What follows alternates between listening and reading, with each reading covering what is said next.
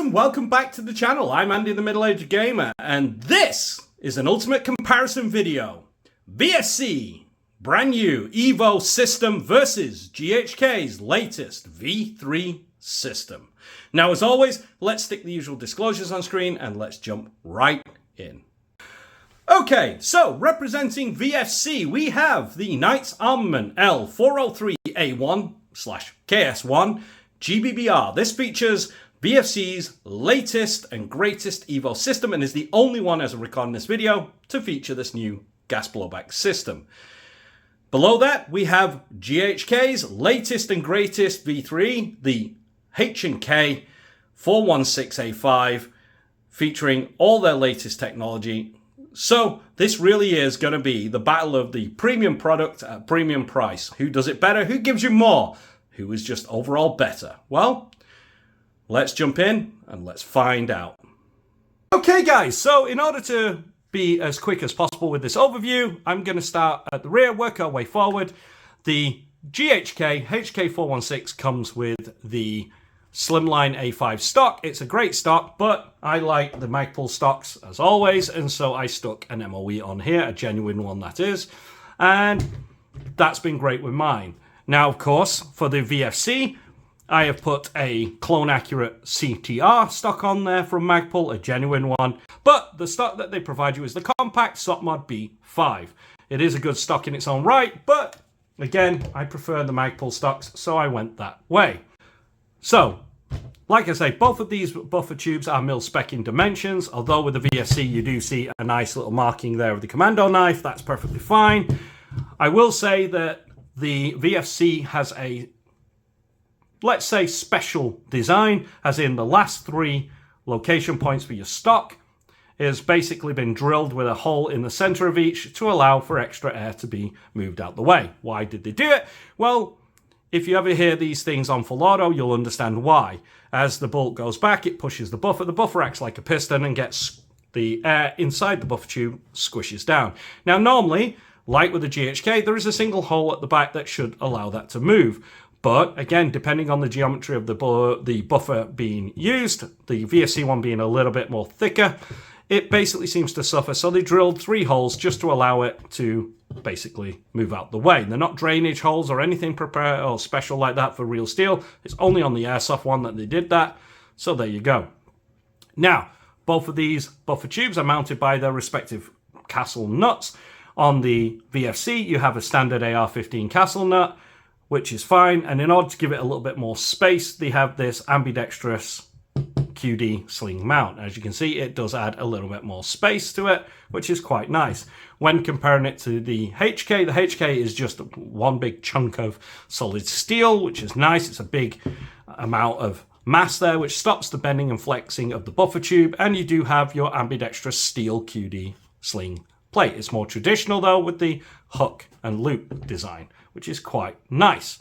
Again, you can swap it out should you wish. I don't want it. It's really nice as is, so I'm happy with how this one is. Okay, so moving on from there, let's talk about the receivers. Okay, both of the receivers on this are CNC finish, that's for fact, although this one is coated in a Cerakote coating, whereas the VFC is just their standard VFC paint, although it is a little bit thicker than normal because they've added a little extra, but generally it is standard and will wear. This one is Cerakote and will be a little bit more durable. All right, so let's move down to the grips. The grips that are supplied are still the exact ones that come out of the box. This is the H&K grip, which we all know from the 416A5. It does feature a nice hidden compartment here, which you can undo, take out, and put whatever little things in there, spare batteries, or some Skittles or Jelly Babies if you want to go down that route. It's entirely up to you. Now, if you don't like this grip, you can swap it out for whatever you want. It is a standard AR-15 mounting, so any AR-15 grips will fit.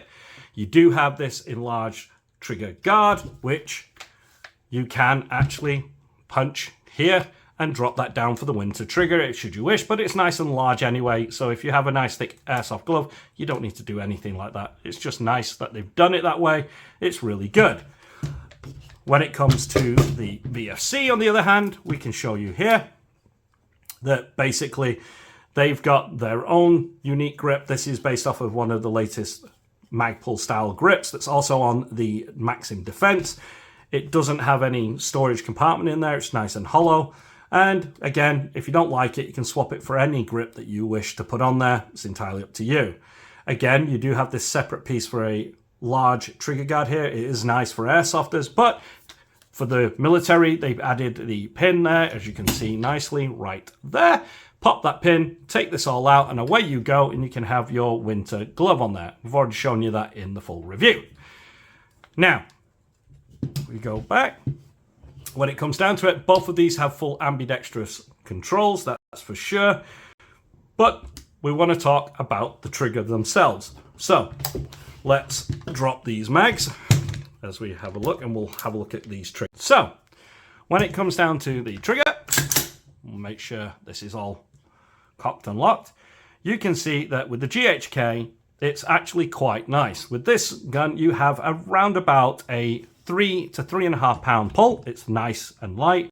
So, when it comes down to the HK trigger, let's pull it 1, 2, 3, 4 brake, 5 over travel. Resets at 1, 2, 3, 4, and then 5. So it's quite nice, it's very light and very crisp. As you can hear, you have a nice crisp brake. And you reset. Nice and audible and tactile. You feel it nice and crisp in your finger. It's quite nice trigger to have. When it comes to the fire selector, it's nice and positive, as you can hear, and it locks itself in place. You have safe there, semi, and fun mode. But as you can hear, it's quite nice, and you don't, find it easy to bump out of the way. Of course, the markings are extremely nice and prominent, which I like, especially around the fire selector, which is awesome. And you do see the unique HK pins that hold all the hammer and trigger in place. Now, of course, moving up, it is fully ambidextrous in that respect. So you do have a big enlarged ping pong paddle there for releasing it, and a little nub there to hold the bolt open. It's also got an ambidextrous one on the other side. It's a horizontal one though. You can push down to release or lift up to hold up and open. Again, you have your ambi mag release on this side. It's got the standard on the other, and it works perfectly fine. When it comes down to the VFC, let's pull this one up. Again, let's talk about its trigger. Drop the mag. Okay. So with the trigger on this, it's lighter than before and has a slightly shorter travel. So you have a 1, 2, 3 and a brake, and 4 for over travel. Your resets at your 1, 2, and 3, and then you go from 4 to fully release. Okay, so that's a nice trigger. It is very nice audible. You hear a very loud hammer with hitting with authority, and a nice big tactile reset, which is quite nice and audible. Okay, that's absolutely awesome. Again, when it comes to the selector on this, it's nice with safe, semi, and fun. And if you notice when I was moving this around earlier, you will see that this was slightly knocked out of alignment. That can happen very easily with VFC. I've noticed that the detents are not the best, although this, compared to all the other V3s out there, is the best for it. It's quite nice. Now, that's great. Awesome. Again, you do have full ambi controls, except on this one, the bolt release / hold open is exactly mirrored on both sides. We'll show you that when we get around there. And you do have a tiny little mag release here, which can be a bit annoying to try and push all the way in due to this giant shroud around it. But I guess with practice, you'll get used to it. It's awesome in that respect. Now, both of these, as you can see, feature the enhanced angled cut. If we pull that up, so both magwells are slightly angled and flared, which is quite nice, allowing a better fit of various magazines in the real steel world and in the airsoft world as well. You'll find better compatibility going forward. Now, let's talk about the magazines. So let's get these out of the way and let's talk about the magazines. Okay, so when we talk about the magazines, both of these are the latest versions of their magazines, which is absolutely awesome, and that's what we want to see. Now, when it comes to VFC, this is basically a V3 magazine. You can tell that by all the buttons and controls on the top. They are nice and enlarged, which is better over the V2, and they do change it to polymer to keep the cost down. although the guns still keep getting more expensive. Now, one comment I did see on the L403A1 video was that they've changed this catch point, and that is true. But they've only changed it for this particular magazine. They have not changed it for the black one, and they're not going to. According to sources within VFC, they're not going to, because they're evaluating whether this is actually worth it in the end. You see, a lot of people have had issues with magazines, and that comes down to the way that they insert it. Instead of doing the usual check, which is mag in, tap at the bottom and rack, they don't. They put the mag in, they still tap it, and then yank it that way out. Doing that puts a lot of wear and tear here on the catch, because the gun itself uses a steel catch, and this is just aluminium. At the end of the day, it's just thick aluminium. Now, of course, with the polymer ones, so they say, which, as you can see, is not really exactly polymer. No, it's not. It's like a very lightweight metal, as you can hear. It's quite nice, and as you can see here with the General V3, you can see the silver under the paint. So that kind of shows you what this really is. Now, did they need to change it? No, it's done because, well, they wanted to try something new and hopefully fix a problem that was not really there. If you had a correct manual of arms and not just yank on it all the time, you wouldn't have it. Second, these scratches and divots do generally form because the mags don't sit exactly flush correctly as you would think. They have to allow for a little bit of tolerance difference here at the top. You see, this is going to wear down anyway. That allows for rattle and move as the gun cycles and you're running around. That's part of it. And to be honest with you, having that a little bit less is just to allow the bolt to cycle a lot more smoothly. If you've ever pushed up tightly on the bolt with the magazine, you will find that it will jam the bolt. So again, just a perspective I've seen over the years of playing Airsoft. Many people doing it, even though they don't really want to acknowledge it, they do. And so it's entirely up to you. But this, to be honest with you, has been absolutely a good magazine anyway. But for me, the issue with these mags is down to the internal tank design. So why do I say that? Well, if we take the VFC out of the way, let's talk about this. This is the H&K 416 magazine from GHK. Now this and its V3 magazine, regular P mags, basically they have a new system inside. So if I pop this here, you can see here 2 tanks. The better advantage of having 2 is the following. For one, it takes only 4.5 to 5 seconds to fill the tank. So yes, you have 1 tank here. You have your fill valve up here. It fills that tank. Once that tank is full, the expanding gas will fill out the second tank with just gas, so it's not sucking all the way out here the liquid from this tank. That makes it a lot more efficient, cool down to a minimum, less chugging. Now, of course, in between, for the V3 that is, in between these 2 tanks, there's a little filter piece there that stops any overspray if you've overfilled the magazines. Again, overfilling magazines does lead to a lot of issues, and that can easily be resolved. The best way of finding out how many seconds you should hold it is quite simple. For the first ever time, fill it, listening and counting slowly and correctly. You time it until you don't hear the gas. Then take 1 to 2 seconds off that to allow the gas to just be sitting about here. You don't want it anywhere near here because that allows the gas to expand properly and go over. Now, again, this takes 4.5 to 5. You will get 3 full magazines of BBs on 1 charge of gas with this, just exactly the same as this. But because the VFC use a single big tank, and many people do like to overfill these, especially with the Stanag ones having the fill valve up here, and the P mags have it at the bottom, they overfill the magazine all the way up, and so it's right near the knocker valve up here, and that sucks it up and shoots out the top here the liquid, how would you say, gas, whatever you're using, whether it's propane, butane, or whatever, or green gas.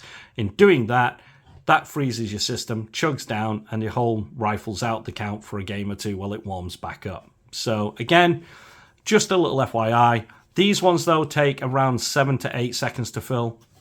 The GHK takes 4.5 to 5. That actually does add up over bottles of gas that you're using. If you're using green gas bottles or anything, it does actually add up to quite a fair few mags saved with the GHK.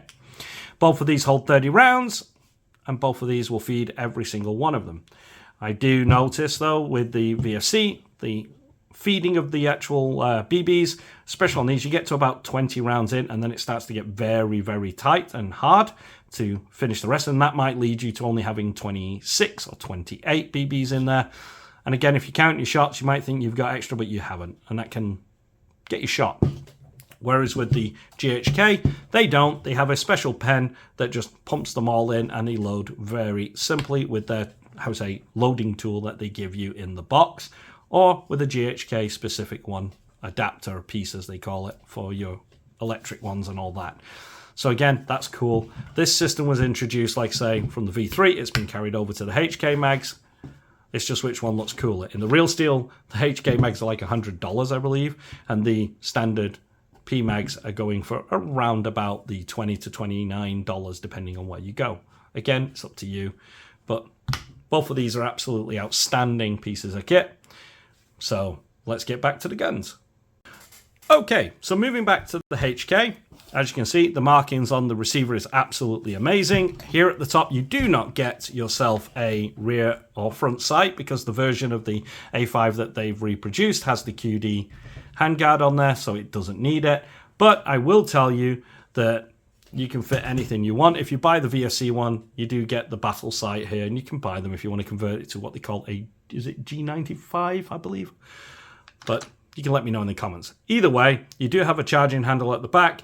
Although out the box, people will say it's not ambidextrous, technically it is. This enlarged hand, regardless of whether you're lefty or right, this lever here is easy to be actuated from whether lefty or righty, and you can easily charge the rifle.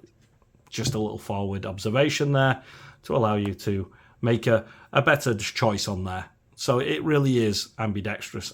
And if you don't like it here, you can flip it over to the other side and just reassemble. It's entirely up to you. Now, moving forward, it does come with, like I say, the QD handguard here.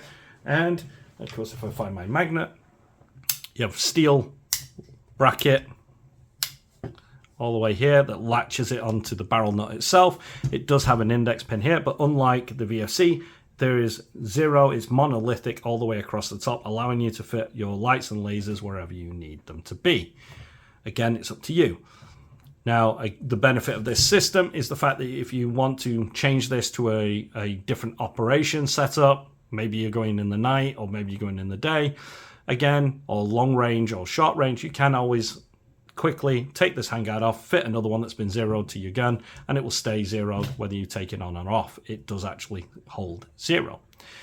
Now, of course, you do have M-lock here on the 6 o'clock, 3 o'clock, 9 o'clock, and it's really, really cool. Now, of course, these pieces here are actually M-lock as well, if you wish to use them. But to be honest with you, they're mainly there for cooling. You do have the steel QD socket there for your sling point. It's mirrored on both sides. They do have the marking here for your gas setting, although this is Airsoft, you're not going to be doing anything. And this is the GHK one, so again, you're not going to be doing anything. But it's nice to have it. You can have it set to how you want it. Now, let's show you the VFC before we get to the muzzles. When it comes to the VFC one, again, marking wise, beautiful. It's a nice set. You do have, and yes, I do have to show you this, if I can tighten it there. You have a rear sight for irons, but it's covered by my optic. I don't know if you can see in there, but there is the Knights Armament engraving on there, a little symbol of the Knights to the upper receiver. This is an ambidextrous charging handle with both buttons, but again, you can swap them out and they fit in each other's guns. It's up to you. Now, when it comes to the handguard, VFC did change this handguard system. Instead of going for the SR16 from before, they heard what you were complaining about, and the fact that they've changed the hop system in here meant that they could get away with doing a more realistic handguard. So this is attached realistically and requires an RX6 handguard removal tool. And you'll also need a gas block tool that comes with it to undo the gas block at the front to completely remove everything from the front. Now, unlike the HK, you do have an interrupted step halfway along this nice monolithic rail. Okay, but you do have M-lock on the 3, 6, 9, 10, 2, 5, and 7 o'clock positions. Again, you do have your nice front sight, irons. Most actual professional shooters don't have irons on them because they just, the optics don't fail, if you get what I mean. So that's that.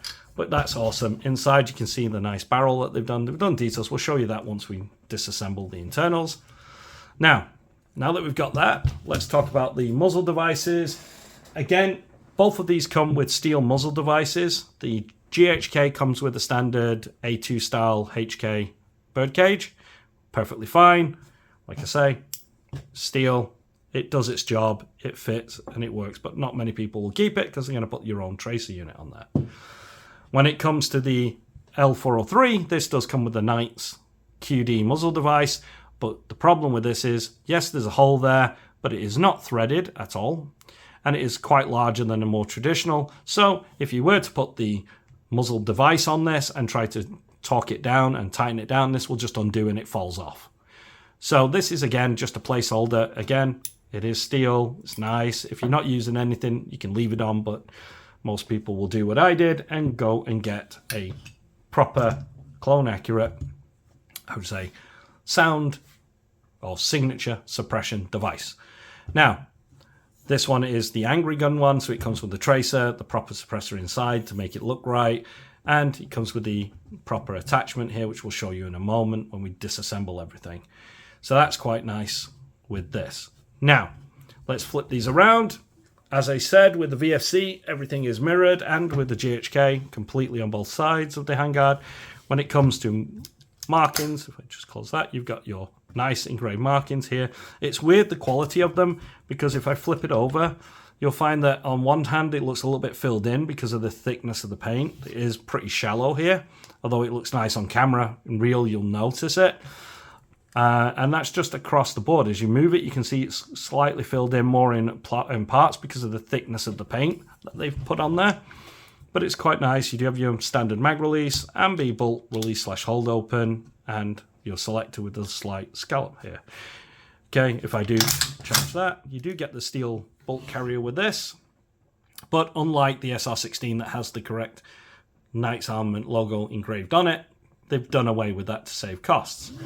Again, you do have a forward assist. It is mock. It's not a real one. It doesn't do anything, I believe. The Marui was the only one that did something, but if you had to use it, here's the problem. That's plastic for your locking rings there, and usually when it doesn't go into battery, it's because there's a BB stuck there. You go battering that, you're going to break your nozzle straight away. So it's not really needed. It's nice to have it, but you can't really use it without damaging your gun anyway. Only in airsoft, as they say. So let's take a look at the HK, move that one back out the way. There we go. Oh no. All right. So if we flip the HK around, again, it is completely mirrored on both sides, although mine's full of attachments. You do get the nice HK marking on this side, and all the made in Germany, which is quite nice for the correct markings there. Ambidextrous bolt hold open / release, your standard mag release, a nice balanced select ambi selector here. Again, forward assist. It is a mock one, doesn't need it, but it's there. And of course, when we talk about the bolt, although it's dirty, you do have the HK engraving on the bolt carrier, which is nice. Now we've gone over the overview. Let's take these out to the range and let's see what they're capable of. Stock, out the box. None of these have got special bookings or anything like that. So let's go and see what the performance is like out of the box.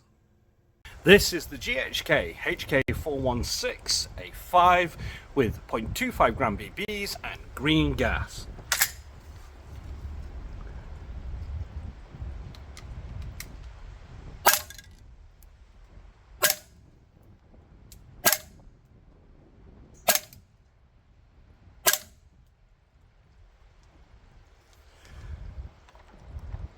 Okay, that's actually quite decent.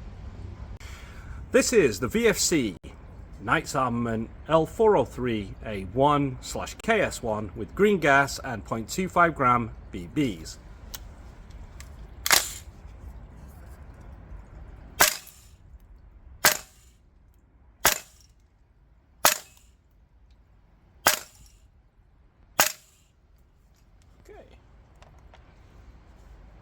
There you go.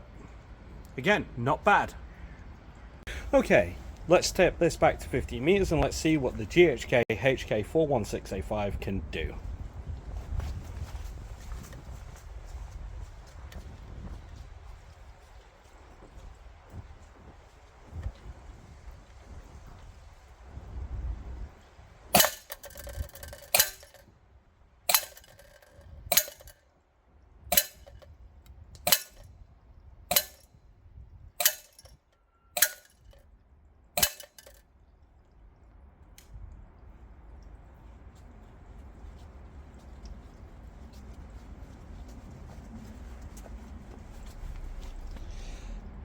Oh yeah, apart from needing to adjust my optic, holy crap.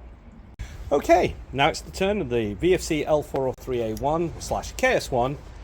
So let's take it back to 15 meters and let's see what grouping size she does.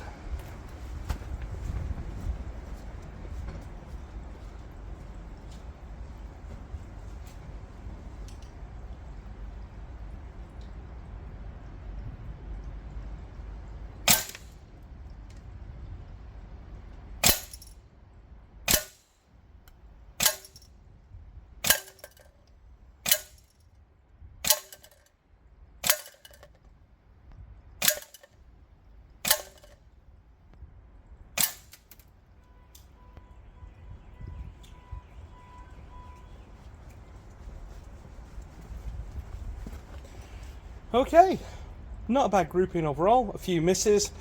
That's down to me and the recoil and also my optic being slightly off.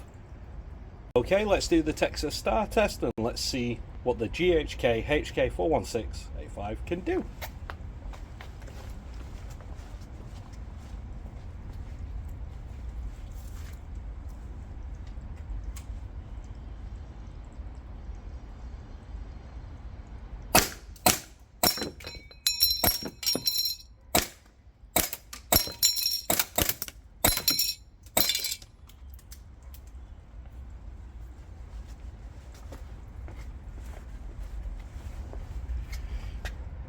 Not bad. I'm rushing, but not bad.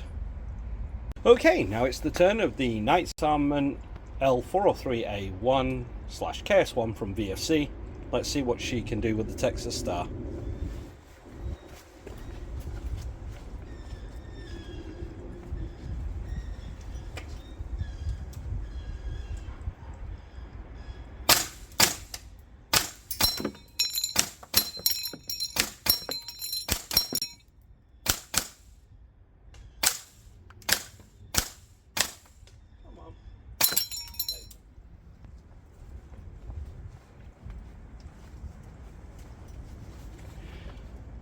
Apart from me rushing it again, not bad.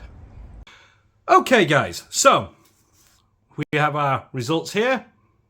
So apart from the fact that my optics have been removed and put on and it's slightly dropped my aim down, or my point of impact down, but looking at this is around about 1 or just a little over an inch, regardless of where you look at it, which for a stock in a barrel and booking, this is absolutely phenomenal. It's just unheard of generally, but again, at 750 quid price point, you're getting a very good, I would say, grouping size for the HK 416 from GHK. So that's great. Now, let's talk about the VFC. The VFC is a larger one, and again, having removed the optic to disassemble it, check it, and all the rest of it, well, you can imagine that does drop the point of impact. And of course, these both kick quite heavily as well, which can shift over time. Now, on this one, you're looking at just under 2 inches there and just under 2 inches there. So almost, but not quite, but almost double the size of grouping.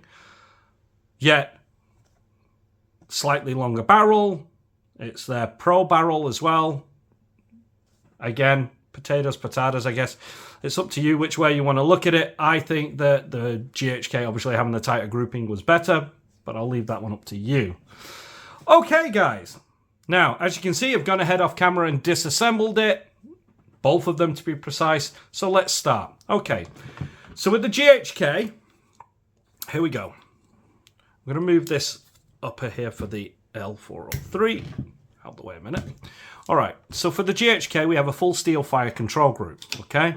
I pop those pins. I've got my little magnet here. Steel, steel. Steel buffer retaining pin. Steel auto sear and springs. Steel core for the selector, although these are polymer just like the real one. Steel trigger. Steel hammer. And as you can see, it does hit with authority.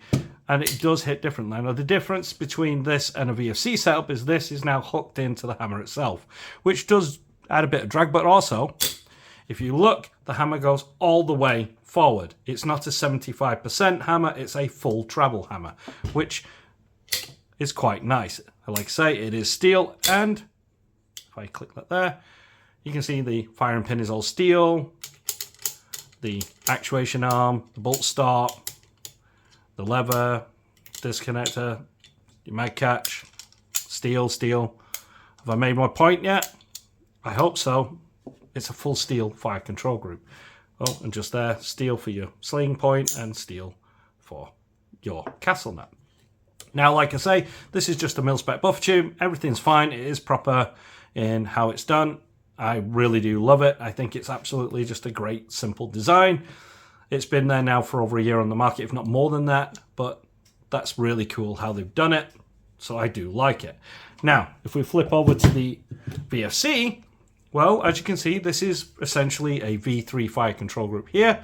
These are proprietary, obviously, for the L403. It'll be different on all the other models going forward, but it's quite nice. Now, of course, I've got to just pop that down so I can get my little punch here. Come on. There it goes. Okay. A lot lighter now. So, again, steel buffer retaining, steel castle nut.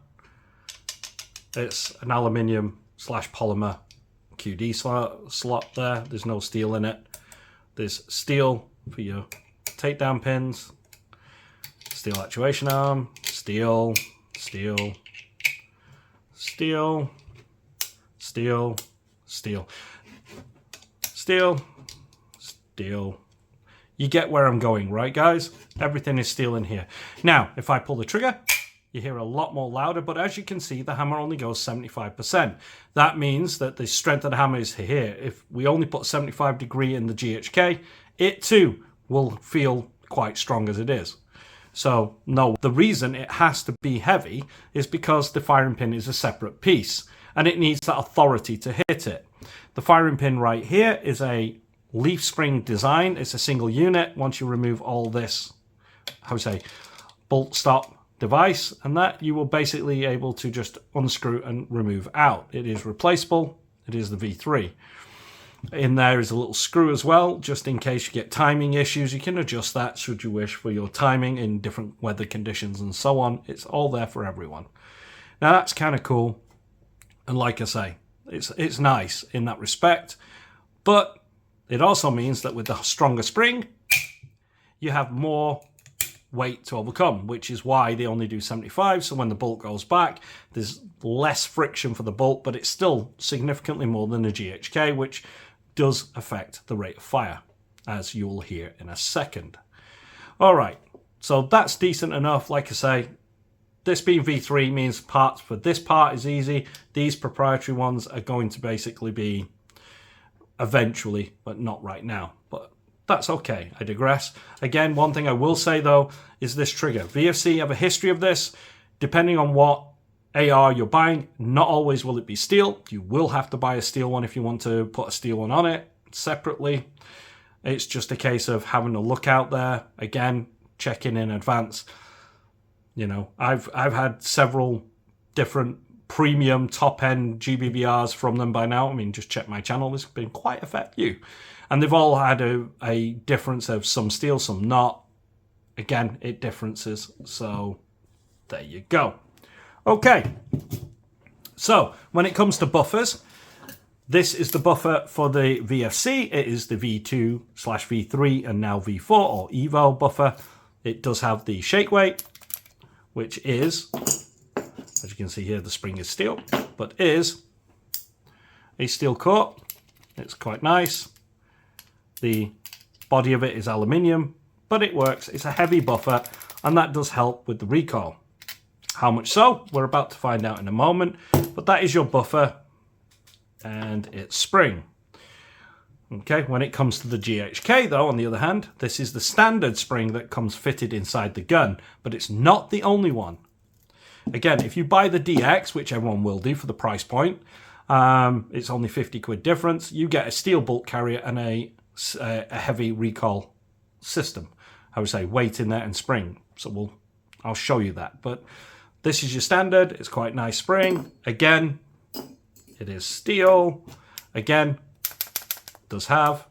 And if I put that there, you can see that there's a steel core in there. But as you can tell by this already, this is very much a H1 buffer. And of course it does have, I don't know if you can just see it there, the HK. You can see the amount of abuse I put this thing through. It's quite a lot. Let's clean that off a bit. But yes, this is the HK H1 style buffer. It's quite nice. It does its job. It's got some weight to it as well. So absolutely awesome. Now, of course, if we were to weigh the buffers, which we're going to do, let's see if we can get this in camera for you. All right, so we'll turn that on. Just the buffer systems alone, zero that. The VFC is 92.2 grams. And the GHK, 81.2. So 11 gram difference. Is it enough to make a difference? You be the judge. But it's not going to go VFC's way. Just spoiler alert there. We'll show you. Okay. Now, when it comes down to it, let's move on to the... Turn that off. So when it comes down to it, let's move on to the bolt carriers. Now, this being the DX version, the same price point as the VFC, this has a full steel bolt carrier. This is using their V3 design. Now, what that means is, instead of here at the back, one of the changes GHK made was to make the tail of this straight. On the V2, it was at a slight angle outwards, which basically, as this was going back, would have a contact point like this at the top, and that would cause uneven wear and tear to the buffer tube, the receiver, and the parts here moving forward and back, and that's not good over time. So in order to eliminate that now, they've made it flush. But they didn't just stop there. You see, as you will see in here now, you have a chamfered cut inside. This is rimmed for a reason. And that reason being the heavy recoil kit. So if I pop this spring and weight out there, basically what they've done is designed it so this sits right there inside it, and that adds extra weight. Now we'll do the weight check in a moment, but that was the first change that they made. Straighten that up, add weight so you can have heavy recoil, especially in hot climates. And as you can see, this is lovely design. It is a E-clip that holds the actual nozzle in place. And you do have this piece here, which sits inside the bolt carrier. You see that little cutout piece here? Use a flat head, you can easily pry this out and just pop that and slide it out very quickly without having to take the top key part off. That's actually good for long-term durability. It's really good. Internally, they did change the nozzle. They changed the actual size of the piston ring at the back and the location in order to give it a better seal. Doing that means it's a lot more reliable and consistent, just a lot better in that respect. They also changed here at the front, if I can get that in focus for you. Basically, instead of having a recessed nozzle tip, it's now flush with the locking lugs. Doing that basically meant, if I clean all this silver off from the chamber base, basically what that really means is it stays longer attached and deeper penetrating onto the booking, and that means a more consistent FPS, which we have seen already. This is way more consistent. So that's really good, and you've also beefed up the loading arm here, so it can take more abuse in that respect. Now, of course, that is theirs. What about VFC? Well, VFC have made some changes too. Taking a huge amount of inspiration from GHK, they have now, instead of just cutting a hole and leaving it that way as a recessed hole, they've now threaded it. I'll show you that there. Now, officially, VFC do not want to let you know. They just won't. Okay, but if you're like me and you've been playing Airsoft long enough and you've seen the GHK, you know what it's for. And the reason why they didn't put it in there, from what I've heard from insiders, it comes down to durability and reliability of the system itself. We'll talk why in a moment with the upper receiver. It's important. So they've threaded it, but didn't include any extra weight or anything because of that point. Now, again, this is a steel bolt carrier all the way through. That's fine, including the top. just like the GHK. Absolutely awesome. The changes for this are a few, actually.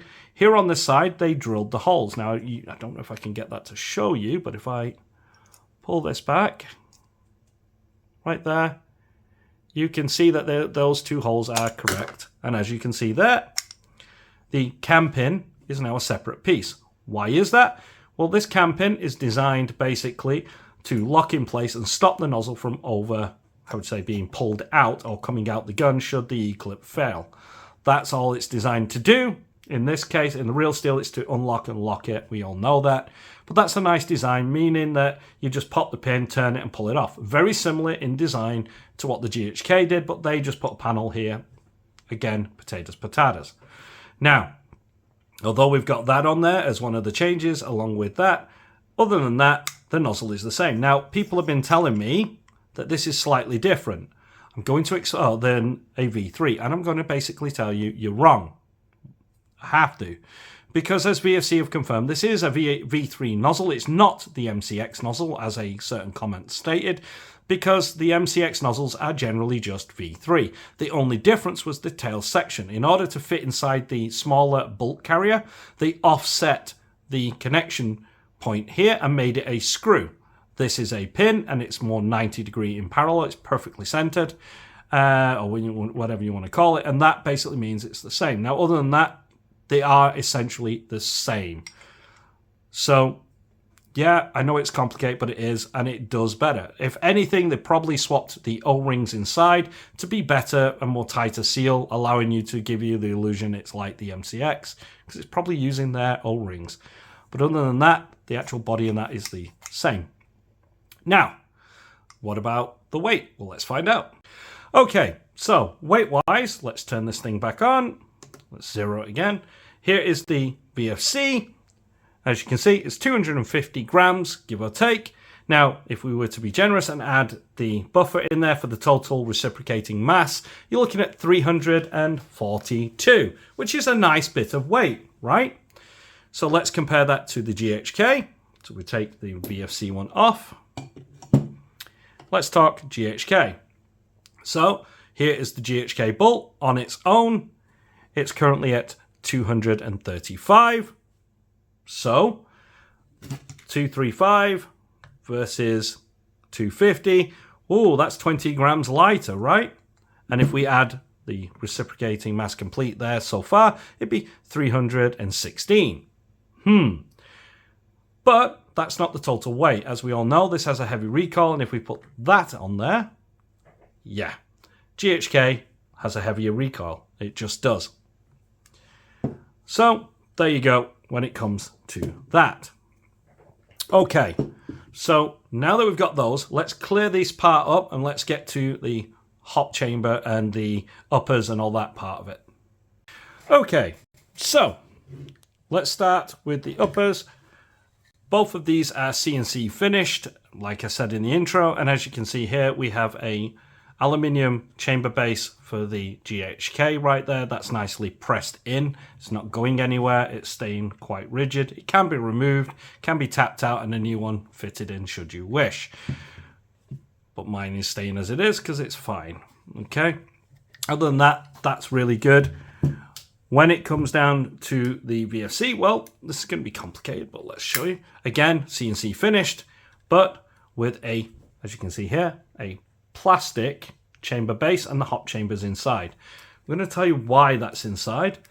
Well, just let's get the GHK out the way first, I think, and all will be explained. All right, so as you can see here, I've taken the outer barrel off, and you can see the inner barrel here going all the way down, and here's your hop chamber. Now, this is a polymer, but as we have already said, the GHK chamber base is aluminium. Doesn't need to be anymore. This is very well rigid and reinforced. The outer barrel is steel. Same for here, and my muzzle device there. It's all steel, along with all the the gas piston side and the mock piston. It's really nice. But the way that this works is like this. Okay, so you will see here at the bottom a hole. This lines up with the feed ramp in there, and that inside has a 1.5 millimeter diameter grub screw that goes all the way through. You would use a tool, which GHK do provide, this tool here, through the ejection port. It slots into here and locks in. What that basically does is allow you then to make micro adjustments to this, which pushes this little piece here down and adds pressure to the hop bucking. It's kind of like a pseudo TDC. Okay, that's perfectly fine and works. And like I say, in the box, you will get this little thing here. It's just a nice adjustment. It is plastic. It's not the best. If you don't like this version, or if you find it a bit too flimsy and not easy to adjust, or not as accurate as you wanted it to be, you can go to Samoon and purchase theirs. They do two versions. One's 15 quid, one's 20 quid. The 15 comes with just the enough to adjust the hop. But this one, as you can hear, is a full CNC'd aluminium piece with steel. Again, you know, there's steel where it needs to be. And you can make micro adjustments to your hop quite easily. It's not hard. Goes in, same principle, same thing. It's up to you what you want to do. But again, it's up to you. Now, I paid for the expensive one, so it came with that little extra piece in the box, and what that does is allow you to adjust the end pass. But as I haven't got an end pass fitted to mine, no need. All right, when it comes down to the VFC though, their hop device uses the exact same feature. There's a grub screw in there. You can't see it here, but it goes through. Same principle. But what they've done is reverse the materials. So it's a plastic chamber base, a steel hop chamber, or steel parts hop chamber in there. And it is locked in. To remove it, which allows you to remove it from the inside out, something similar to what SEMA and the CGS does. But with instead of having a single screw at the top there and allowing it to come out, this has two ultra tiny grub screws that hold that plastic chamber base. I don't want to remove it because I know that wearing out the plastic threads in there is not good, you know? So again, it's a case of one of those. Yes, you do have a steel chamber in the middle, but that is just a simple fact. Those two little screws are not enough, and that's what leads to the actual heavy recoil kit being missing on this piece, because again, that heavy recoil kit smacking this is just going to damage these threads. And I guess VFC have found it and said, well, let's just keep it on the burner for other guns, but not for this. And that's why you don't see it here. Okay, so that allows you to understand that. Now, as I showed you with the GHK, it's a single piece steel outer barrel. VFC use an aluminium. Yes, it's a steel barrel nut. It's not hard to do. As you can see, it's a nice big one here. And you can see this. Now, the reason why I say this is going to be probably an issue going forward, as you can see here, it's very thin. And if you accidentally over tighten on your muzzle device, you can scratch. Or you can bend or twist this, especially if you're going to torque down on it. I've seen it happen already. So many people are asking for a steel one. But until this system is set as normal, we're waiting for someone to step up and do a steel outer barrel. Now, if you do, to remove this, you are going to need the tool. As I wreck the place, this tool. Yes, you will need this special barrel removal tool, and yes, it does come with the gas block removing tool. It is a hefty piece of steel, and it comes with a hefty price tag at 50 quid. Before shipping, bringing it to nearly 90 quid to £100 when you've shipped it. It's a lot of money to put in for this thing, so just to bear that one in mind. It is a good idea what they've done to make it solid. It's a lot more realistic, but it does limit what handguard you can put on there right now, again, or what you're going to actually use it with, because you will need the correct diameter barrel nut for this diameter of outer barrel. There is no other special. It is a proprietary set right now until more aftermarket support comes for it. So now we've done that. The handguards we've already seen, we've already gone over. They are just decent, CNC'd handguards. Like I say, they are quite nice and lightweight. And here is the mock gas block that just sits over. That little piece indexes into the outer barrel and locks it there. That goes into the, upper receiver. And it looks quite nice when it's done.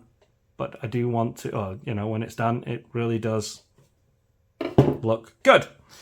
Now, of course, reassemble, you got all these extra parts to hold the hop chamber in place. So while I reassemble this thing and put it all back together, why don't we go and take it to Halo Mill and let you guys see it shooting?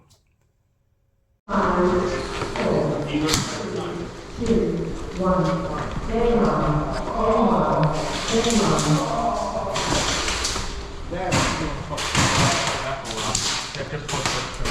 Yeah, it's not that. Hang on.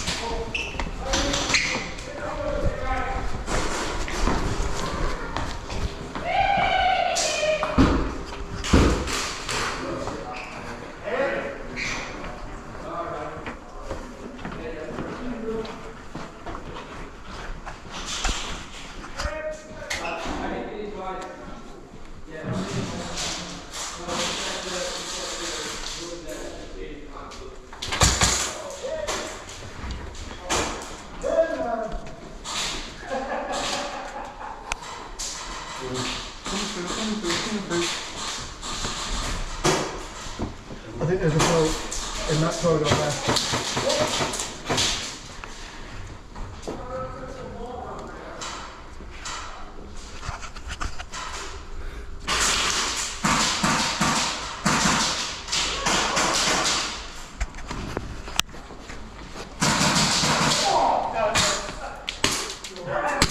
I'll take that one off you.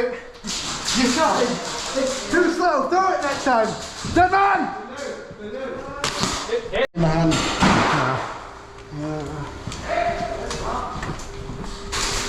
Go down there.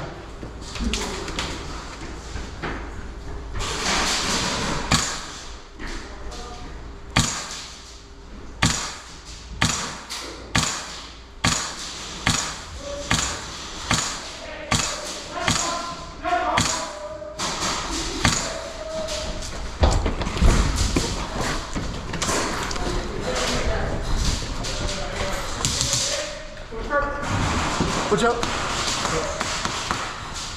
I got it right.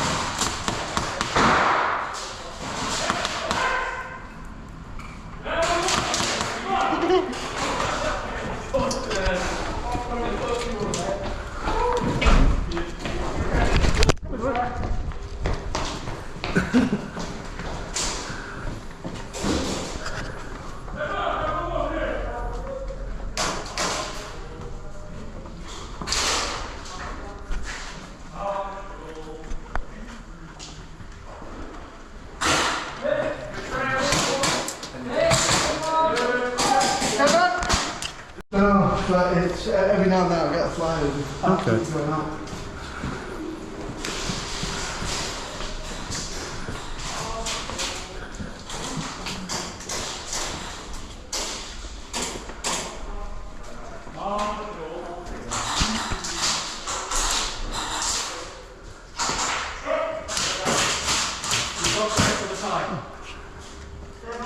On the right. Chris, friendly, in that. Come on.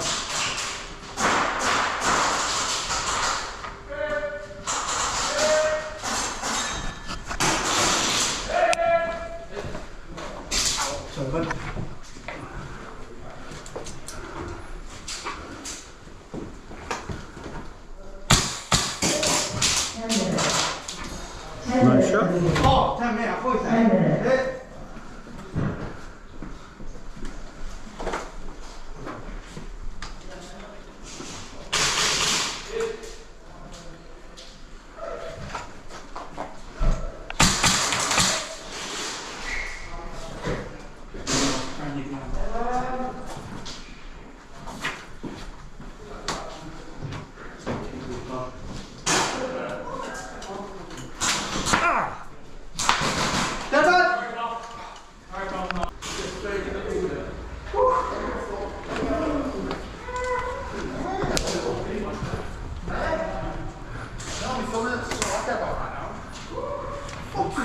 going down there.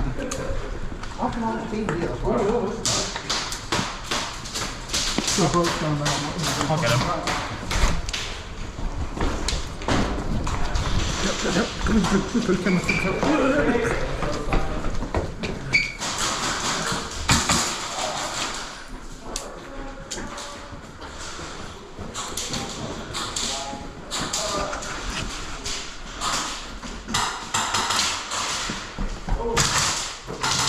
Wait a second, guys. He's on the right side, go!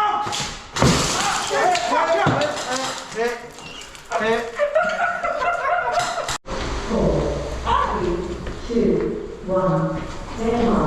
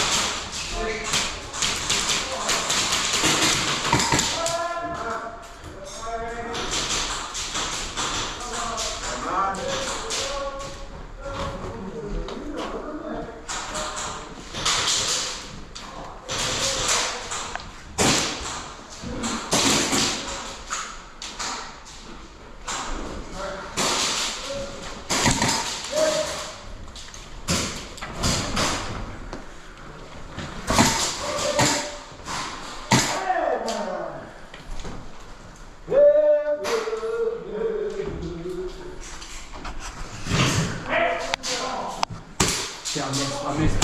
Finish that time. Move, wait. What's going on? I'm right above you, do not stand up. Yeah. Sorry. Oh, nice.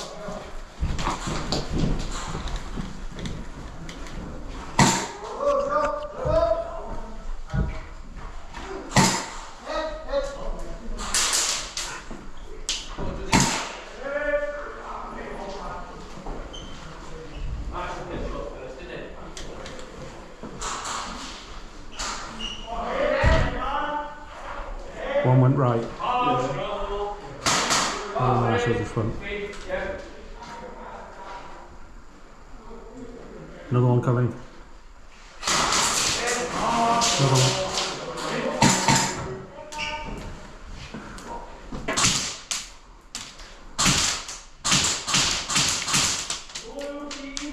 Got that.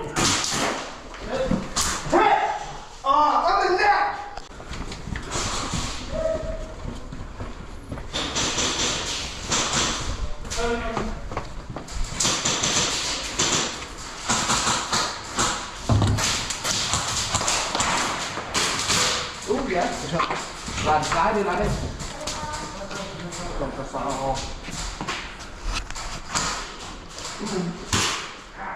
Sorry, Chris, you two back in. Go to that wall.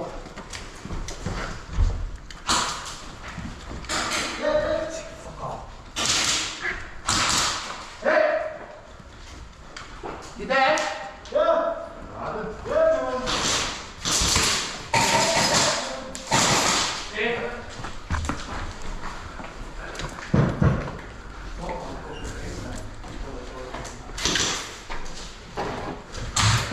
Nice one.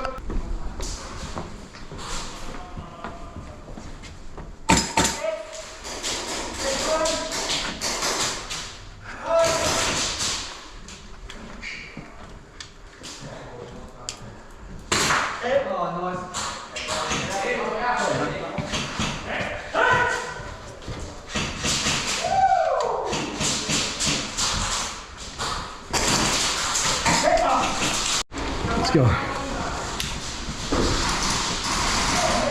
Fucking hell, that rate of fire. Yeah. Take that one.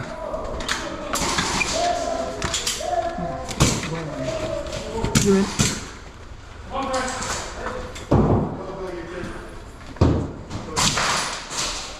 We still got it? Yeah, I still got the knife.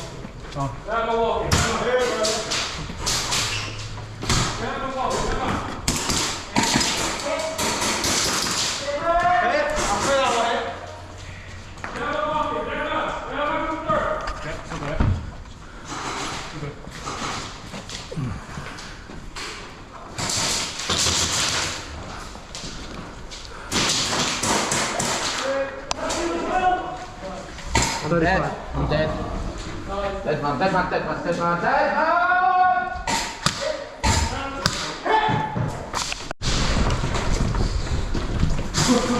Push, push, push.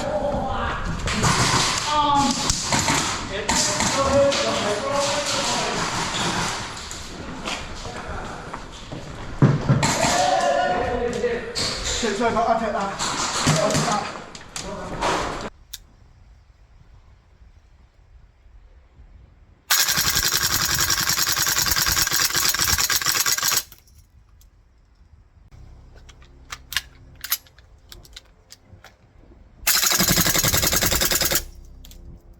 Okay guys, so if you've gotten this far in the video and you like what you see but you're not subscribed, hit that subscribe button, notification bell and like button. Doing that really does help this channel out a huge amount and, well, helps me feed my family. Alright guys, so we've gotten to that part in the video where we put everything together and come to a conclusion. Now, when it comes down to it, let's start with build quality as we always do. Both of these are absolutely well built. Now, of course, how their ideas are implemented are slightly different between the two, but you can see where one has copied inspiration from the other and as we go. Now, when it comes down to it, GHK does have the slight edge. The reason being is the VFC uses a hop chamber design similar to GHK's, but reverse the materials. The chamber base is polymer, the actual hop chamber itself is steel / zinc and other bits and all that. Now the problem is because it's only held in by two very tiny little grub screws, durability over long term, that's going to be the question mark for me. When it comes down to the heavy recoil side of things, it does have a nice recoil out the box. That's not taking anything away. And the new design to their Evo system, having the 2 holes in the bolt carrier and the extra holes in the buffer tube, does help improve it over the V3, but the bar wasn't really high there in the first place. The GHK, on the other hand, as you'll have heard on this, cycles significantly better when it comes to fun mode, and in single auto, the recoil impulse is a lot nicer and stronger, especially if you fit the included heavy recoil kit, and that's really good. If you want heavy recoil for the summer weather, you can do with GHK. With VFC, you're waiting on them to come out with a system that's not guaranteed to come out. It's just something they've done. But we'll wait and see as more Evo GBBRs come out to see if they go down that line. But like I said, in the, internals part of it, I have heard from several people within there that have said it's something they tried, but they're just testing internally themselves right now. So that's fine. Now, also, as build quality goes, it's also what they include in the box. Again, GHK gave you the heavy recoil kit, but they also give you the hop adjustment tool. Something that VFC don't. And, well, if you want the VFC one, this one right here, if we can get it to focus for you, this tool itself is going to set you back anywhere from £25 to £35 plus shipping. Again, not something I think is fair.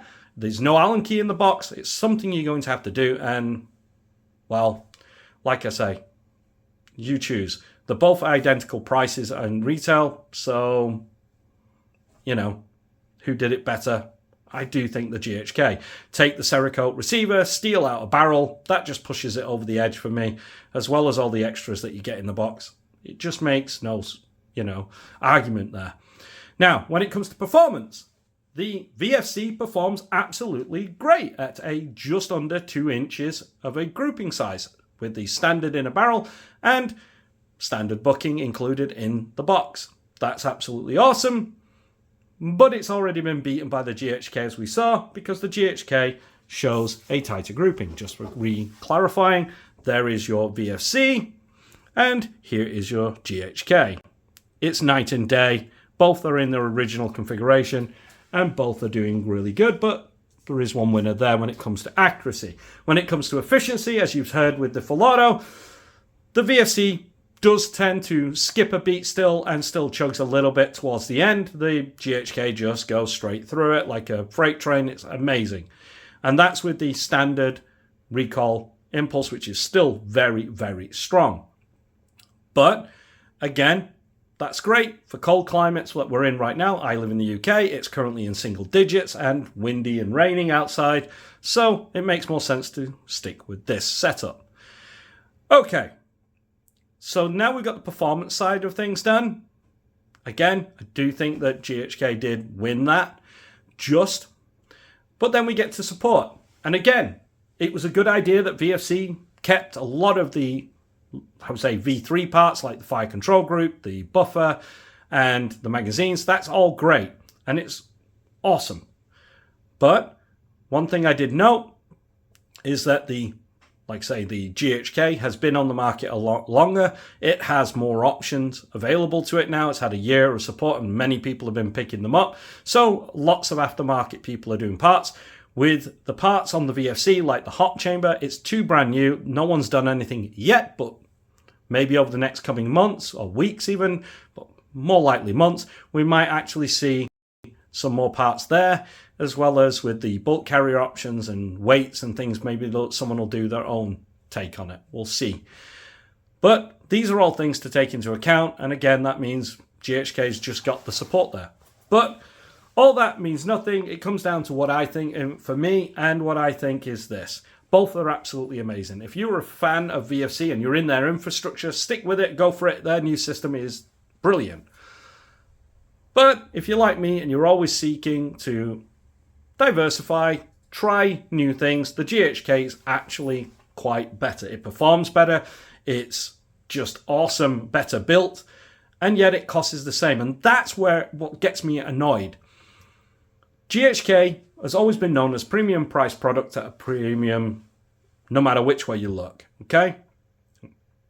Now, VFC have always been a good product. They've always been decent and have had the people on board because they were affordable.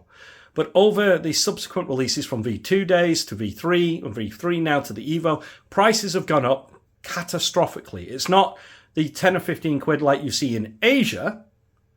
It's hundreds, which is a little bit silly here in Europe. You know, whether that's greed of the retailer, I don't know. I'm leaving that up to you guys. As a business person, I can tell you what it is, but I digress. When it comes down to it, it's quite simple. Both cost the same, but GHK give you the heavy recoil. GHK give you the hop adjustment tool. You're not having to go running around trying to find something to make it work.